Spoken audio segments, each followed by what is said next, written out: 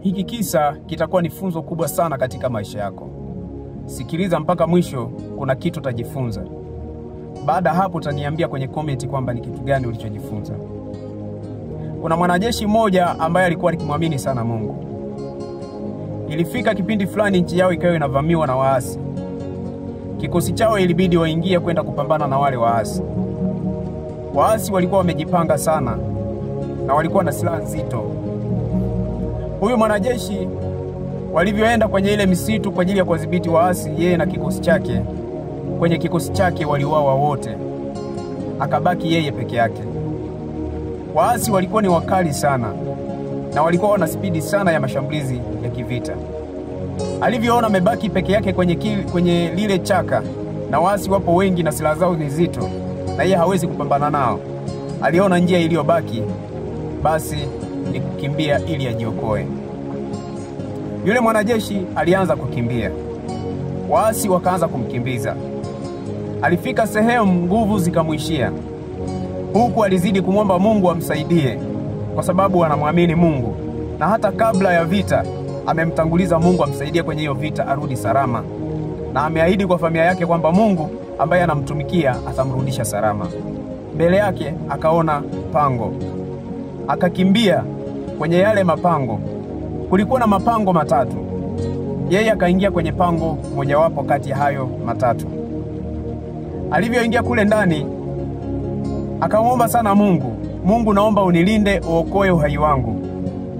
Sasa yeye alichotegemea kwamba Mungu anaweza akakifanya na imani aliyokuwa nayo, basi kwenye ile pango alipo Mungu ataweka jiwe zito sana kwenye mlango wa lile pango yeye alipo, ili maadui wasiweze kuingia wala kumpata sehemu alipo.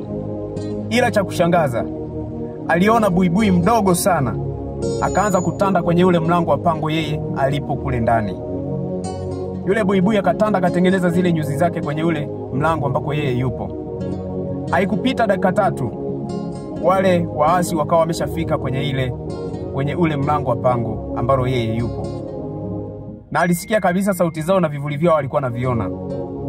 Mkuu wa waasi akaamuru waingie kusachi kwenye yale mapango.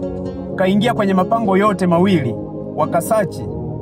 Walivyofika kwenye pango ambalo yeye amejificha, basi yeye alisali sala yake ya mwisho akijua ndio mwisho wake, maana kwenye ule mlango hakuna kitakachozuia.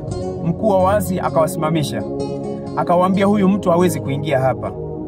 Wale waasi wengine wakasema kama hajaingia hapa ameenda wapi? Na alivyokuwa amechoka alikuwa hawezi kwenda popote pale, alikuwa hana uwezo wa kufika mbali. Huyu mtu ameingia kwenye hili pango.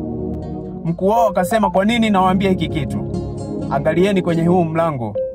Manake angekuwa ameingia hapa, hizi nyuzi za hawa buibui zilikuwa zimeshakatika. Huyu mtu hajapita hapa, tutajisumbua bure tu kuanza kumtafuta hapa. Tuendelee kumtafuta mbele. Baada hapo sio muda, wale waasi wakaondoka pale. Wakaamini kabisa kwamba huyu mtu hajaingia kwa sababu buibui ameshatanda kwenye ule mlango. Kama mtu angekuwa amepita basi zile nyuzi zingekuwa zimekatika. Wakapita, jamaa akaokolewa, uhai wake ukalindwa kwa nyuzi za yule buibui. Funzo ni nini? Funzo ni nini? Njia za wanadamu sio sawa na njia za Mungu. Mawazo ya Mungu ni tofauti kabisa na mawazo yetu sisi wanadamu. Unavyotegemea kwamba atakujibu, yeye anakujibu kwa njia anayoijua yeye. Je, umejifunza nini kwenye hii story? Drop comment hapo chini.